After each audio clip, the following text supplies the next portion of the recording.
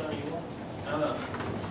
I know it's getting busy, right? It's getting a little busy. You got the hard job. Yeah, well, I don't think so. I think your job is much harder, all three of you.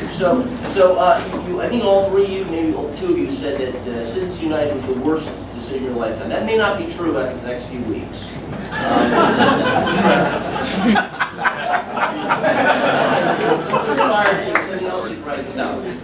So it may not be the worst decision. The worst decision could be tied to health care.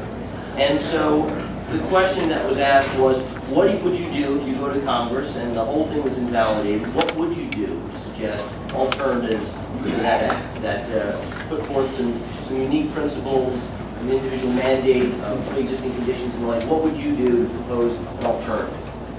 Well, look, we got to tell people what's going on. I mean, here's what's going on. What's going on is that it used to be that if you were a woman, you paid more for health insurance than a man. In every state in this country, you got discriminated against in your health insurance premiums. That is illegal now. Dan Hayward thinks it ought to be legal again. I don't. That's what's at stake right now. It used to be the law that if you had a pre-existing condition, you couldn't get health insurance. Right? They just deny you. That's illegal now. She thinks it ought to be okay again. I do not. Right? It used to be that if you left your job, you couldn't take your health insurance with you. Now you can. I think that's a good thing. I think that's going to encourage people to find the right job, the right place to live, do what's best for their family. She thinks we ought to go back. I do not.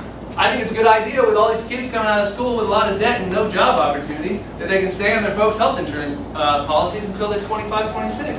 That's really important if you got a kid like I do who's coming out of college, right? She thinks we ought to go back and overturn that.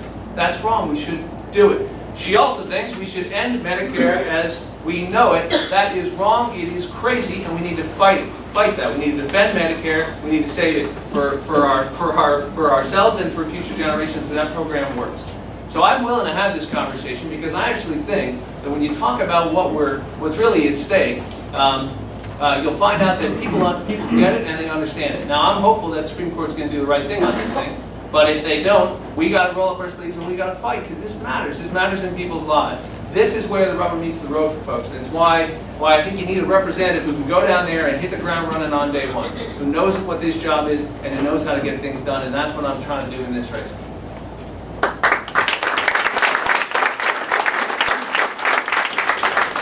So if affordable health care gets taken away and there's a Republican-controlled Congress, I will work like hell to make sure that we get the most progressive system that we can. If there's a Democratic-controlled Congress, I will work like hell to make sure that we have single-payer universal health care.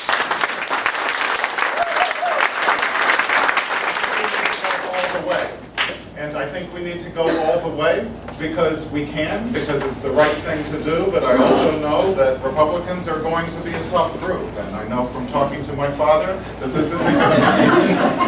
So we're going to have to work very hard. If they have control, I will work like Teddy Kennedy and take little incremental steps until we get better and better and better and better and keep going until we can get closer and closer to what the right thing to do is.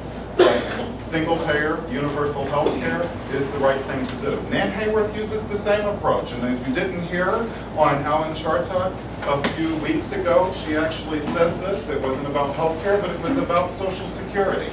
And you should listen to her words very carefully, because she said, he tried to get her to talk about Social Security and privatizing Social Security. She didn't want to.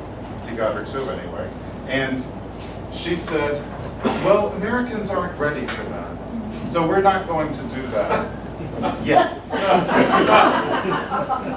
So I'm here to tell you that if Republicans aren't ready for single-payer universal health care, we'll just keep marching forward until we get closer and closer to the ideal.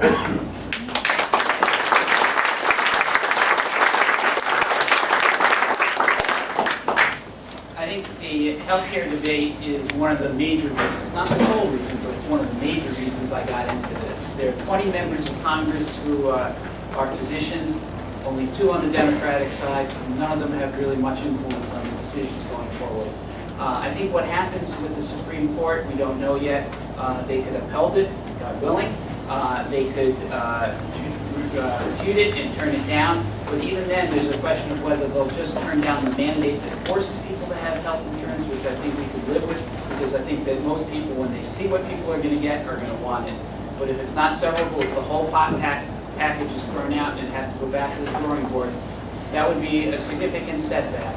But that's time to roll up your sleeves and get going and get it done. In this area, we have so many different levels of health care. We have Medicaid for poor people. We have Medicare for seniors. We have private health insurance for those who are working and can afford it. We have millions who are uninsured. We have people who get veterans benefits. This is too complex. We spend more than any other nation, and we rank far from the top.